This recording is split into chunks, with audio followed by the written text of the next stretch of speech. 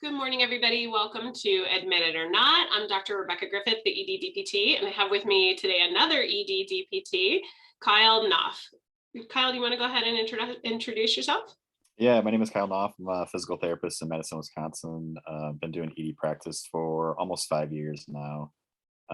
It's been going great. How did you get started in that? So I have an interesting backstory. I was working in an outpatient orthopedic clinic and I had a non-compete clause and I didn't really fit well in that position anymore. So I was looking for other positions and I found this acute care position in town.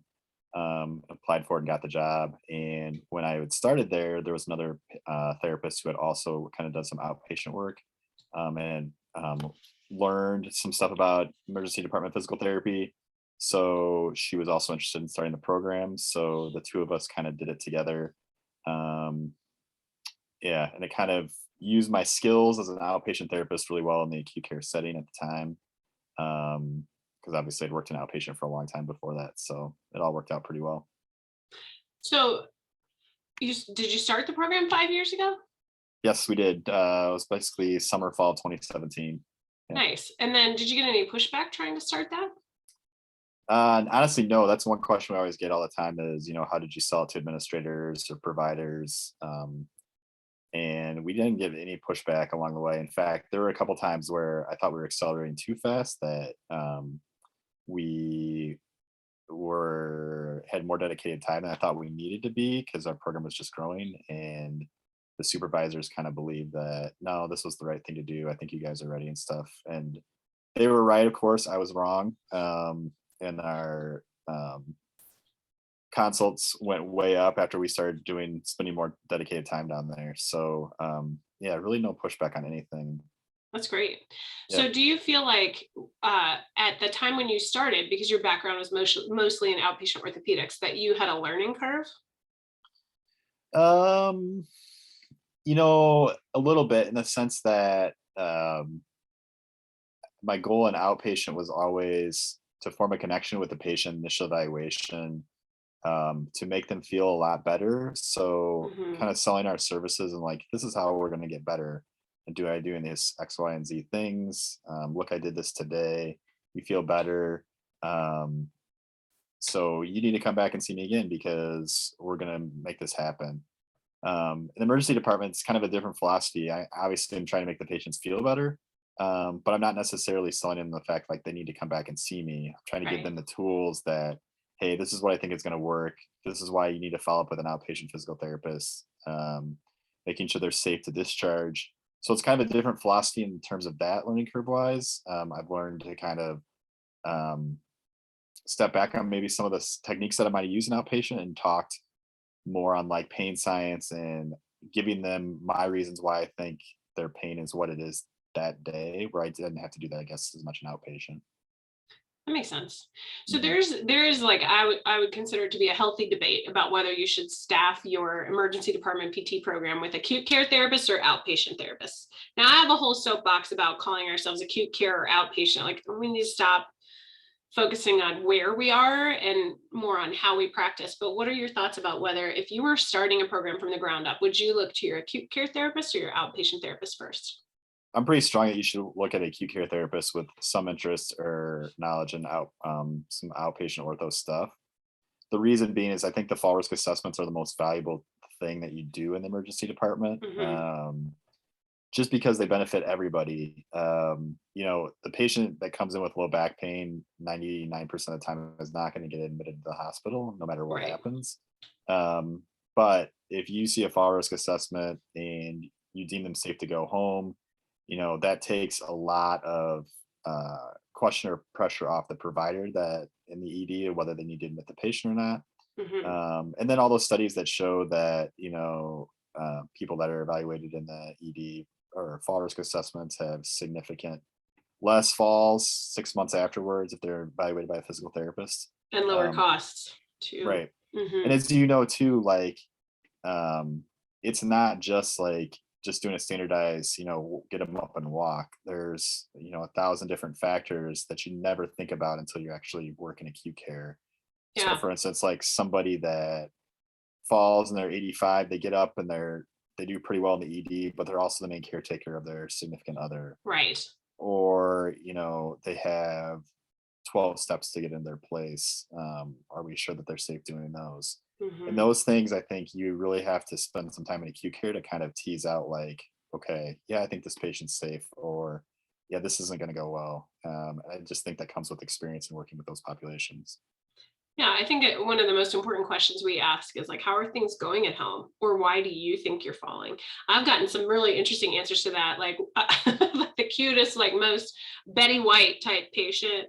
And you're like, why do you think you're falling at home? Oh, it's probably the 7 shots of tequila that I have while I'm watching my Right. shows, Right. and you're like, Yeah. oh, well, that's got a whole different solution. Or it might be that like there's not enough space to use my walker, Right. or my dog is knocking me down when I'm trying to get to the kitchen, or I just feel when I stand up I'm really lightheaded and I can't Right. keep walking, Right. or I ran out of money for my medications. I think there are Right. so many valuable things to tease out there, and And a lot of other providers don't have the time. right. Right. I would add on to that too. Like, I would say the majority of the orthopedic cases I do see in the emergency department are things like you would never see in outpatient orthopedics either. It's not as Yes. simple like, by the time somebody's gotten to outpatient ortho, usually it's been at least like 2 to 4 weeks of pain. They Yes. try and deal with it on their own, then they go see the provider, and then another week before they can get in, where it's not really that acute stage. So I think it would be really difficult it would have been really difficult for me coming from outpatient ortho dropped into ED if I had no acute care experience, just Hmm. because it's just a completely different patient population. I agree. I think one of the things I always joke with my outpatient colleagues, and I'm in a fellowship right now, an orthopedic manual physical therapy fellowship. And one Hmm. of the things I joke with my colleagues is like, you've never seen in a patient with acute low back pain. Yep. A lot of times they say, oh yeah, no, I see patients like that all the time. And I'm like, but do you?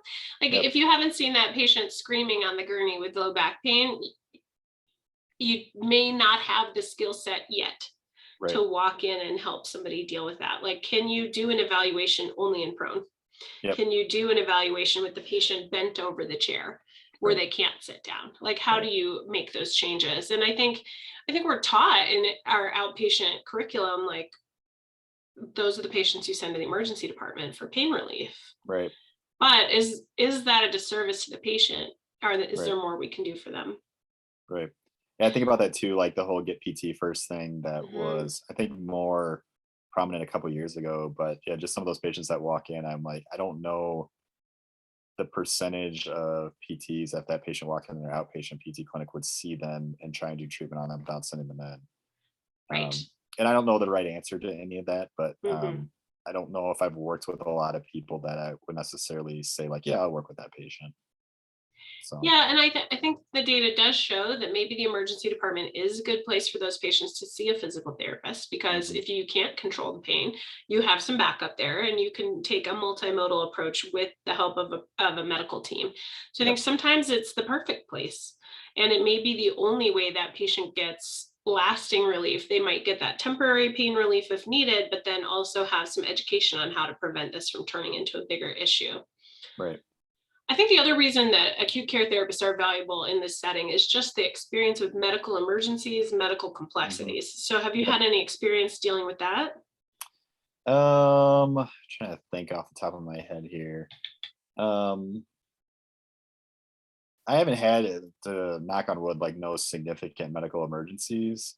I would say though that there are a couple times where like I will take like orthostatics because maybe it's the first time that they've been up and they were dizzy, Hmm. um, or like they got super bradycardic when they got up or something like that. Those are things I probably would not have even thought about again if I would just been dropped in there from outpatient setting. Yeah, totally true. I think it's a balance though, because then you have some acute care therapists who just really aren't comfortable with orthopedic evaluations. Right. So, Right. how do you best strike that balance if you're training somebody in the emergency department? That's a good question. I think, you have to have the want to do it. I know that we've Hmm. done some training for people that were covering occasionally. And, I personally did like, here's how your TENS unit works and how to set it up, and here's how I use it. So, if if patient comes in with back pain, you have a TENS unit available. If that's the only thing that you can do, you can put that on them and see if that helps out and helps out the provider. And I try to do like, here's an easy like low back pain evaluation that you can do. Like, here are the simple things that you can do. You don't have to go into depth, but checking range of motion. You can check PA mobilizations if you want to, but here's kind of the steps that I would go about. But it's one of those things though that like if you don't do it very often, it's not gonna go well if you go down there. Kind of have Mhm. the desire to do it, and at the same time, like have some experience down there in case some of those things come up. Yeah, absolutely. So Mhm. you made it 5 years. Mhm. Your program's 5 years old Almost. already. Yep. That's amazing. So what's the state of your program now? So we staff the ED probably 362 days out of the year. The only couple days I can think of is when we don't have an ED provider that's working one of the holidays. Hmm. Um, so, for instance, last year I think I saw 3 or 4 people on Christmas Day Mhm. because I was scheduled that day. But we staff Monday or Sunday through Saturday full weeks. We mainly share it between 4 providers, but there is somebody that has a block on their schedule every day to see somebody.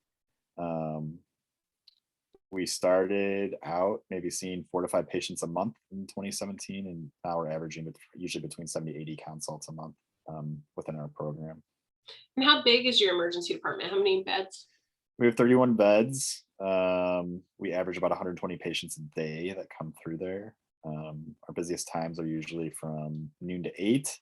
Mhm. We usually have between 3 to max of 5 providers that are on at the same time. It's usually one advanced provider, either NP or PA, and then 2 or 3 physicians.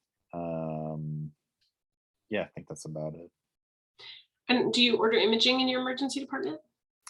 I don't think I have the ability to order any imaging. I do sometimes will, if I get a consult and I pick up on something, I will go back to the physician and say like, hey, this is going on. I don't know if we want to take a look at it. I'll give you an example.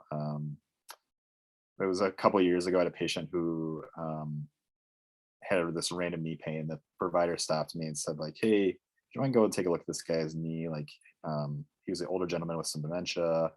Um, and the family said he just started home PT, and these exercises they thought were bothering his because he kept complaining about this knee pain.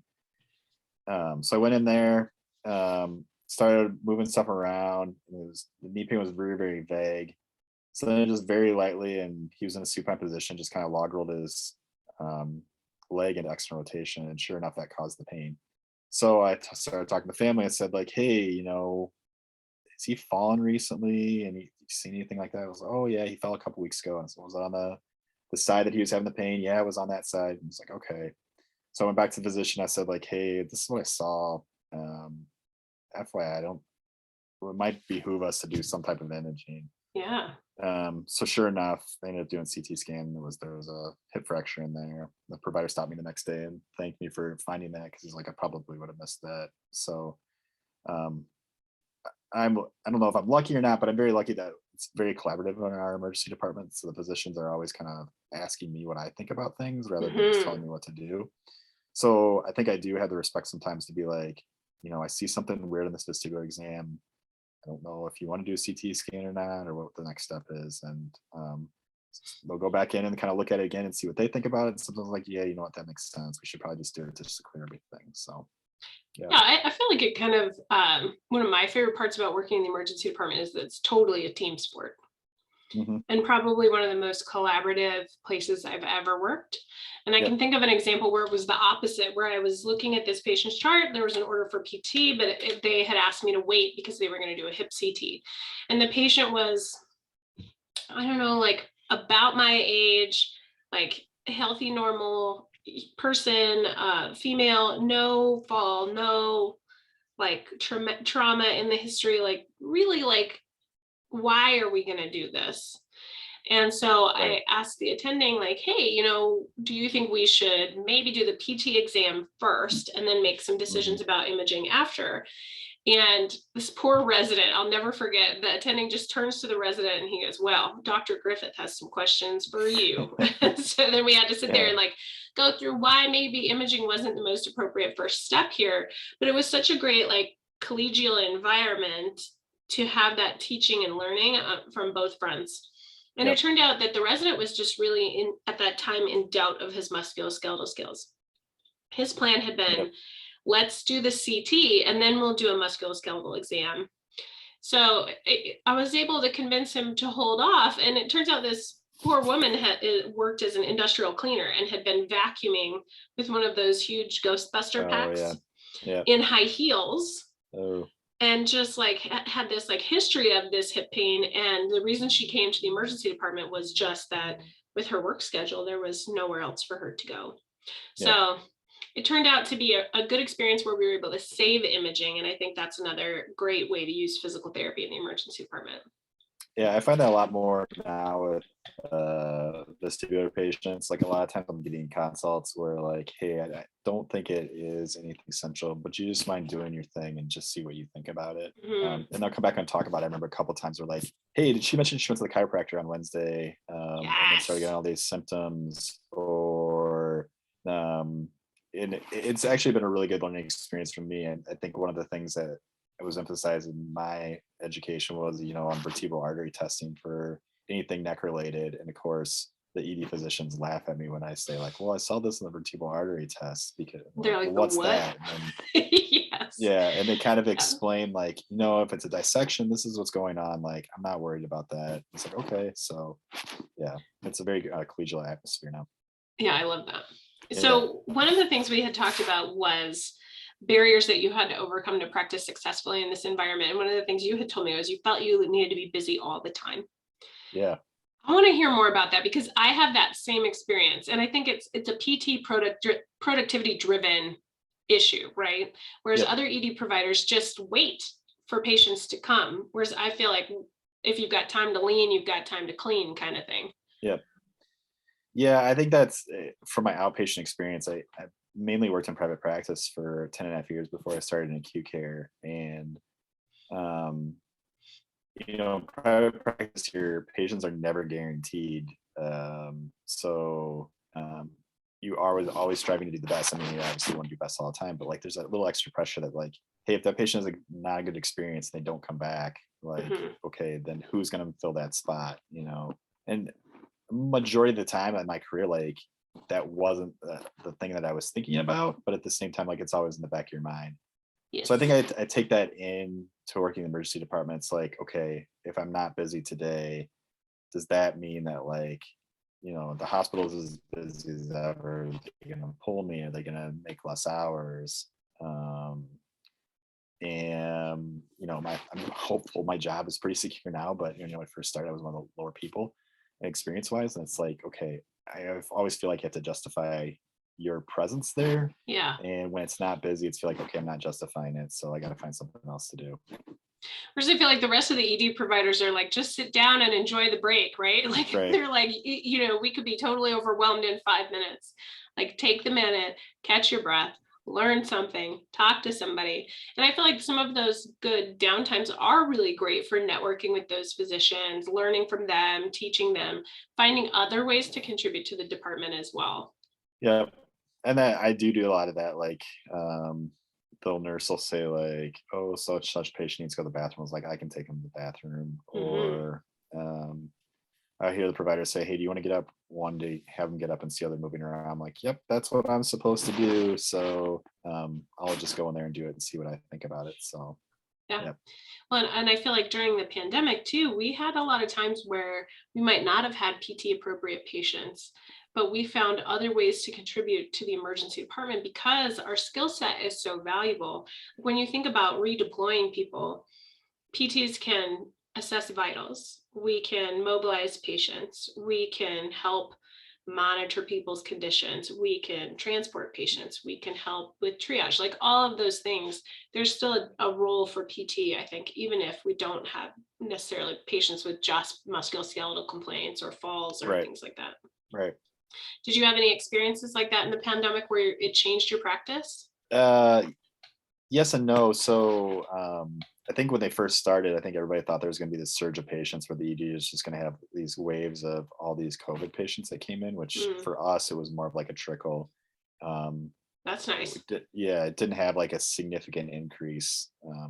So some of us were redeployed to the ED, and I remember I was working like 3 to 11:30, and I was like, well, this is awesome. Put me down here all the time because I know everybody and I can see some patients. I remember like this knee patient came in at like 8:30 at night with this random knee pain. I was like, oh, I'll see that. The provider's like, oh, wait, you're still here.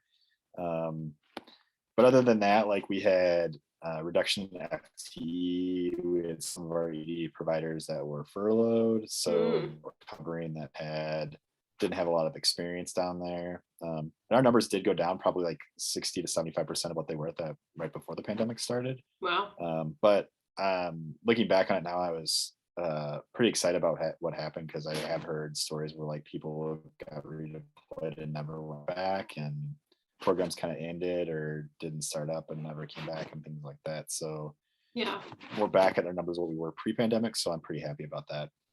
that's great. Yeah. I know. And then there are, some hospitals where people have been like on crisis standards of care for so long that I think it's been really difficult for those patients who are trying to present to the emergency department for things like musculoskeletal issues or for placement, things like that. It's been harder for them to get Yeah. access to that care. So I Yeah. think about those I think patients my who goal at who the came. Sorry, yeah. go ahead. No, it's like I remember when pandemic first started, it was like 75% of the COVID inpatients were like up independent in their rooms. So that's literally what I wanted to do. I was like, can I just redeploy down there and like just watch how people are walking in and out of the ED just to like if they're with COVID symptoms. So if they are admitted, we know if they're going to be appropriate for the floor or not. And that never came to fruition, but that Mm. was one of the ideas.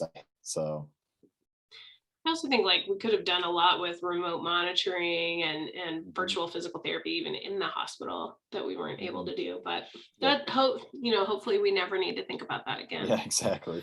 I know our hospital is still at quite a lot of capacity. It's not necessarily COVID related, but maybe it's like a bounce back from all the patients Right. that didn't get access to the care that they needed. So I think we're going to Yep. be playing catch up for a long time. Yep. So, what do you think if you were talking to somebody who had no idea about PT and the ED, but they were kind of interested in it? How would you tell them to get started? I think the number one thing that was helpful for us is we had immediate buy-in from our physicians and providers. So I remember going to the provider meetings. I think we went like 2 or 3 times for right when we first started. I was like, "Hey, this is what we want to do. These are the things we could help you with," and they were on board with it right away. And kind of having a couple of your providers be like real champions for your program. So Yes. Hmm. people that are going to provide you with the patients that, and then they can go or your presence is in there so then the other providers can see like, oh, you're doing this with them, you're doing this with them, and then the patients are satisfied, so then the other providers are kind of come on board with you. So I think kind of selling yourself to the providers is probably the number one thing. Perfect. I kind of attribute it to when I was working in outpatient ortho, you'd have a new physician move to the area. And if it was sports medicine or ortho, and you'd want to get patients from that physician was like trying to form a relationship with them. And I saw a lot of that similarity in working in the ED, just kind of getting to know the providers, and not really selling yourself, but at the same time, like putting it out there, like what you could and couldn't do, getting to know them so Hmm. they're more comfortable with you and things like that. And it just kind of flowed from that. Yeah, I think the sheer number of providers that come and ask for personal advice about their musculoskeletal complaints Yep. shows how much buy-in that they ultimately get, that they are able to see us as the experts. So I like that. Yep. So name it and claim it. Like name your Yep. expertise and claim it in the department. Yep. Okay. So tell me about your biggest win in the emergency department Oh, biggest win, like patient wise or just in general? in general. You pick. I think for me personally, and this is people always ask me, since I have so much experience in outpatient, now I have over 5 years of inpatient experience, like what the biggest difference is. Um, I think the biggest one for me personally is those nights, which are a lot, is of staying late to see people and Hmm. getting notes done. When I leave after I'm done with that shift, I just don't feel as stressed out as I ever did working in outpatient. Yeah. Um, and I'm not really sure how attributable that is, but it feels like um, I feel like not a real medical professional, but I feel like there are medical professionals who don't really have hours in terms of like, yeah, their shift's supposed to be over now, but they have all this other work to finish before they can leave.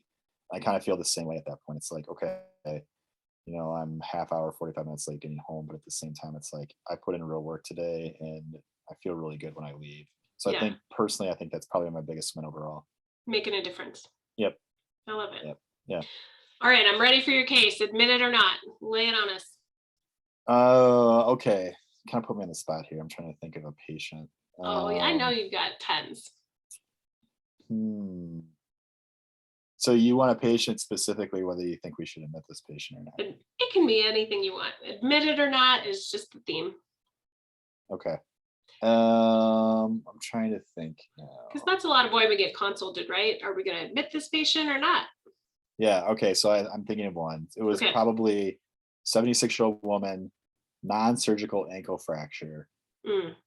Um, Bulky Jones. has what's that? Did they get a Bulky Jones splint? Yes. Okay. Those weigh like 20 pounds for those who don't know. Active, so can move around a little bit, but has 3 steps to get into their house. Ooh. Well, Does she live by herself?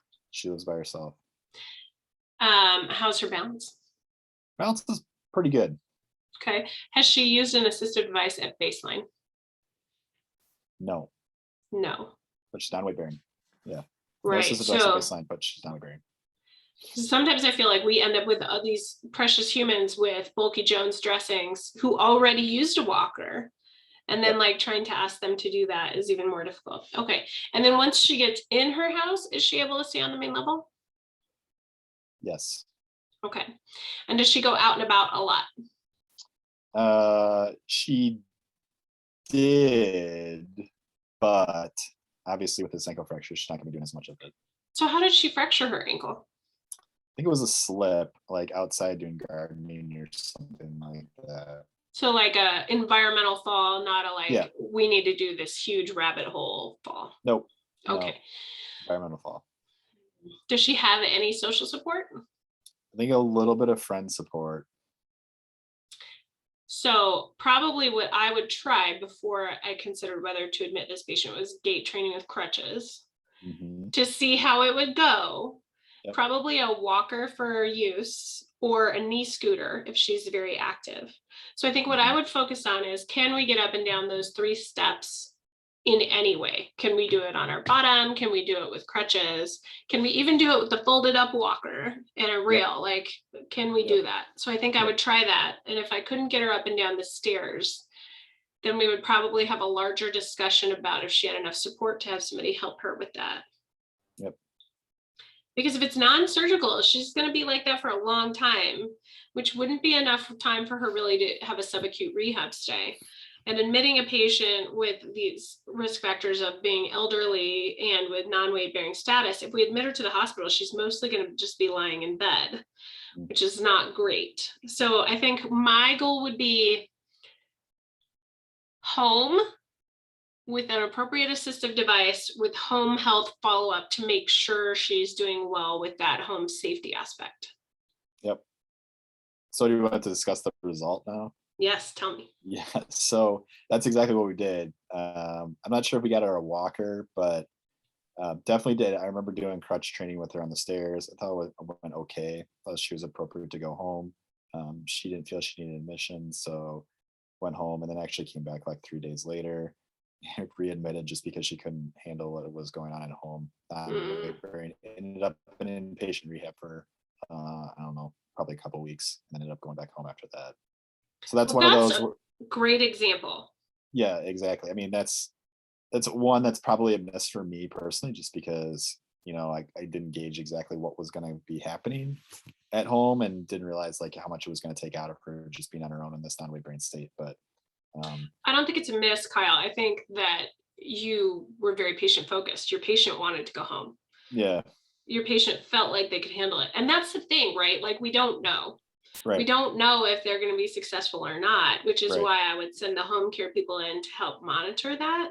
right, But it's hard. I mean, it's harder than people think to do all their ADLs. And yes, can they get up and down the stairs? Yes. Did that mean that they could do all the ADLs as well? So I think maybe right. one thing that could have been added to that case was an OT in the ED consult Yep. to really assess, can this patient Yep. do their transfers? Can they get dressed? Can they stand long enough to do their hygiene? Like what other resources might they need? Yep. But like you, I probably would have sent that patient home with home PT and home OT and thought, great, I just did a great job. But that's one reason I think why we Right. measure those bounce backs, to see and to learn, are these patients coming back? Right. Right. Yep. Well, I love it. That was a great one. It was a Mhm. really great example of how sometimes we hit it and sometimes we miss it. Yep. Exactly. I love it. Anything else you want to say before we wrap up? I don't think so. Really appreciate you doing this. Well, thank you for being here today, and thank you for all Yep. you do on the EPT steering committee to help make sure that emergency physical therapist practice continues to thrive. Thank you. All right, have a great day. Thanks. You too.